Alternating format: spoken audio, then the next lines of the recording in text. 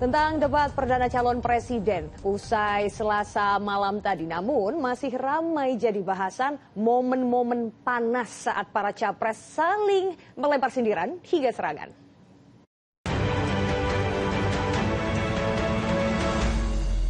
Dipersembahkan oleh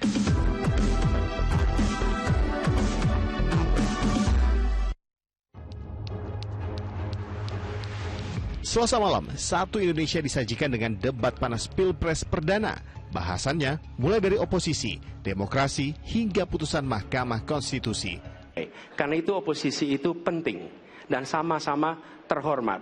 Sayangnya tidak semua orang tahan untuk berada menjadi oposisi. Seperti sampaikan Pak Prabowo tidak tahan untuk menjadi oposisi. Apa yang terjadi? Beliau sendiri menyampaikan bahwa tidak berada dalam kekuasaan membuat tidak bisa berbisnis, tidak bisa berusaha. Karena itu harus berada dalam kekuasaan. Kekuasaan lebih dari soal bisnis, kekuasaan lebih dari soal uang, kekuasaan soal kehormatan untuk menjalankan kedaulatan rakyat. Mas Anies ini agak berlebihan. Mas Anies mengeluh tentang demokrasi ini dan itu dan ini. Mas Anies dipilih jadi gubernur DKI menghadapi pemerintah yang berkuasa. Saya yang mengusung Bapak.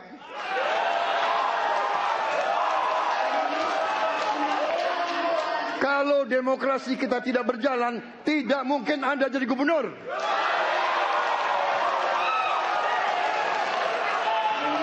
Saya waktu itu oposisi, Mas Anies. Anda ke rumah saya, kita oposisi, Anda terpilih. Jadi tidak enak ini Mbak hari ini.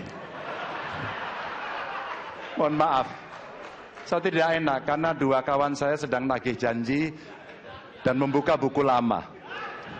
Isu pelanggaran HAM berat yang kerap disangkut pautkan dengan sosok Prabowo Subianto pun kembali mencuat di panggung debat. Ada 12 kasus pelanggaran HAM berat yang sudah dikeluarkan mulai dari peristiwa 65, penembakan misterius, Talang Sari, penghilangan paksa sampai Wamena. Dan saya ingatkan tahun 2009 DPR sudah mengeluarkan 4 rekomendasi pada saat itu kepada Presiden. 1, membentuk pengadilan HAM ad hoc. Yang kedua, menemukan 13 korban penghilangan paksa. Yang keempat, memberikan kompensasi dan pemulihan. Dan yang keempat, meratifikasi konvensi anti penghilangan paksa sebagai upaya pencegahan. Pertanyaan saja 2. Kalau Bapak ada di situ, apakah akan membuat pengadilan HAM dan membereskan rekomendasi DPR? Pertanyaan kedua, di luar sana menunggu banyak ibu-ibu, apakah Bapak bisa membantu menemukan di mana kuburnya yang hilang agar mereka bisa berziarah? Masalah ini ditangani justru oleh Wakil Presiden Anda. Ya. Jadi, apalagi mau ditanya kepada saya? Saya sudah menjawab berkali-kali, ada rekam digitalnya. Saya sudah jawab berkali-kali. Tiap 5 tahun kalau polling saya naik, ditanya lagi soal itu.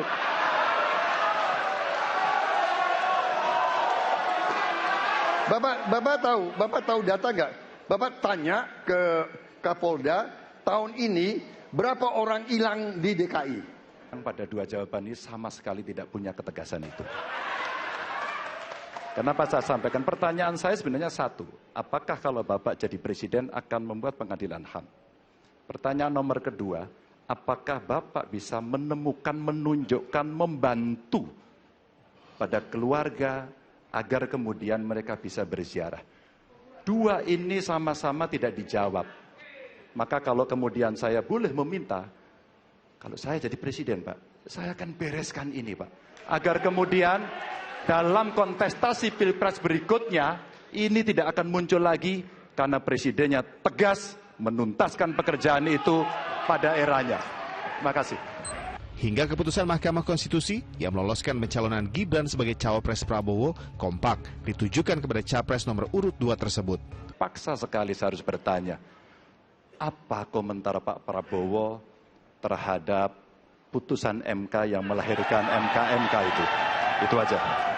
Sesudah Bapak mendengar bahwa ternyata pencalonan persyaratannya bermasalah secara etika, Pertanyaan saya, apa perasaan Bapak ketika mendengar bahwa ada pelanggaran etika di situ? Sekarang begini, intinya rakyat yang putuskan, rakyat yang menilai. Kalau rakyat tidak suka Prabowo dan Gibran, nggak usah pilih kami, saudara-saudara sekalian. Dan saya tidak takut tidak punya jabatan, Mas Anies. Sorry ya. Sorry ya.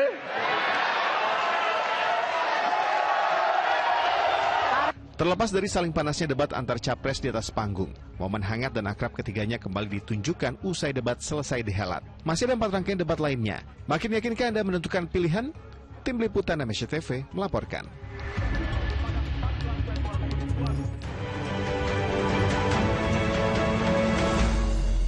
Dipersembahkan oleh